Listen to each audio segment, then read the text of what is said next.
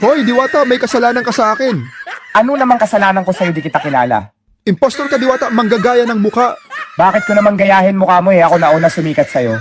Yabang naman, ano ba narating mo, ba't ganyan ka sumagot? Malakas ang parisan ko at di ko yung pinagyayabang. Gusto mo ba ng pares? Pares ka diyan, ang yabang mo naman, gusto mo ng warrant of pares?